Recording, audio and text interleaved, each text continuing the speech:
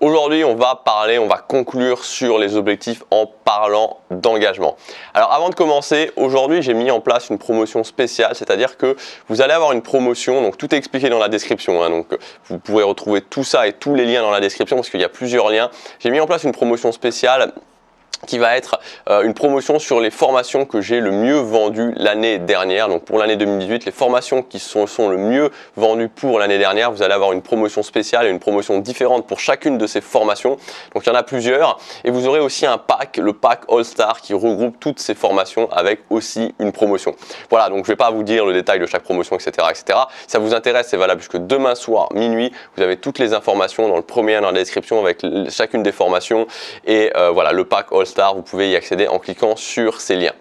Alors aujourd'hui, on va parler d'objectifs et d'engagement. Ce que je voulais vous dire par rapport à ça, c'est répondre à une question qui est présente, qu'on peut souvent se poser, c'est est-ce que cet objectif il est vraiment fait pour moi? Vous savez, le fameux, au bout d'un moment, je vois tellement de gens, et j'ai tellement, voilà, il y a tellement de gens aussi qui m'ont écrit par rapport à ça, qui se disent ok, non, je crois que c'est pas vraiment fait pour moi. Finalement, je crois que cet objectif il n'est pas vraiment fait pour moi, je vais changer. Le changement perpétuel d'objectif. Je commence à faire ça, et puis ensuite je change. Et puis je commence à faire ça, et puis ensuite je change, etc., etc. Comment on peut aller au-delà de ça? Vous savez, moi je vais vous raconter juste une petite anecdote. Quand j'ai commencé la création de contenu, c'était à la fin de l'année 2014, dernier trimestre 2014. Pendant un an, vraiment, la création de contenu, c'est-à-dire faire du contenu, faire des vidéos, je faisais des articles à l'époque aussi. Donc c'était pas sur cette chaîne-là, c'était sur une autre chaîne. Pendant un an, j'ai pas vraiment aimé ça honnêtement. J'ai pas vraiment aimé ça. Je me disais pourquoi je fais ça et je regrettais le projet que j'avais avant. Avant, j'avais un projet qui s'était arrêté. C'était un projet de monter un groupe de musique avec un ami. Enfin, on était plusieurs, mais le noyau dur c'était vraiment avec un ami. Puis à un moment donné, c'était le compositeur, il est parti. Donc voilà, c'était terminé, j'ai décidé d'arrêter. Et vraiment pendant longtemps, j'ai regretté ça, j'ai vraiment regretté, je faisais de la création de contenu, mais je me disais, j'aimais tellement mieux avant, ça m'appelait tellement plus avant, c'était tellement plus connecté avec ce que je faisais avant. Mais d'un autre côté, j'avais tellement pas, j'avais pris la décision en début 2015 de me dire ok, je me donne un an et dans un an, si j'ai pas réussi, je reprends mon boulot dans un fast-food. J'avais tellement pas envie de retourner là-dedans, ça avait tellement pas de sens pour moi que je me suis engagé et j'ai tenu sur la durée. Mais j'étais vraiment pas du tout connecté à ça, j'étais pas du tout connecté à cette idée de création de contenu. Et pourtant aujourd'hui, c'est-à-dire maintenant 4 ans plus tard, j'adore ce que je fais, je me sens 100% connecté à ça et honnêtement je ne retournerai pas dans le projet que j'étais dans le projet musical que j'avais fait avant. J'abandonnerai pas du tout la création de contenu même si on pouvait recommencer aujourd'hui pour ça. Je me sens beaucoup plus connecté avec ce que je fais aujourd'hui. Alors pourquoi je vous explique tout ça? Je vous explique tout ça tout simplement parce que il faut comprendre que c'est normal de pas forcément être connecté à 100% avec un objectif quand on démarre. C'est normal de se dire est-ce que cet objectif il est vraiment fait pour moi? C'est normal d'avoir ce type d'interrogation, c'est normal de douter et il ne faut pas chercher absolument dès le départ à avoir l'objectif parfait, à avoir l'objectif pour lequel on est vraiment connecté. Moi honnêtement, tous les objectifs que j'ai pu accomplir, quasiment tout le temps, je me suis dit ok, mais à quoi ça sert que je fasse ça? Est-ce que c'est vraiment utile? Est-ce que c'est vraiment fait pour moi? J'avais ce doute. Donc il y a une sorte de mystique un petit peu où on se dirait à un moment donné, voilà, ça y est, c'est cet objectif, il est fait pour moi, je sais, c'est parfait et je vais le faire et je vais continuer. Parfois ça arrive parfois, mais c'est pas toujours, c'est pas comme ça que ça se passe en général. Souvent c'est plus un cheminement qui va vous permettre au final d'arriver à ça. Donc le message en fait que je vais vous faire passer aujourd'hui dans cette vidéo, particulièrement parce qu'on est encore au début de l'année 2019, vous savez là on arrive dans l'hécatombe, c'est-à-dire que là on a déjà plus de 50% des gens qui ont abandonné, qui ont abandonné le fait d'atteindre leurs objectifs, qui ont abandonné leurs résolutions, ils ont abandonné, voilà. Et on va arriver jusqu'au fameux chiffre de 88% à la fin du mois de janvier. Donc là, on est en plein il y a les soldats qui meurent les uns après les autres, il y a tout le monde qui est en train de tomber jour après jour. Mais voilà, en fait, ce qu'il faut bien comprendre, et c'est ça que je voudrais vous dire, c'est que il n'y a pas besoin, il faut prendre un objectif et s'engager à 100% sur cet objectif.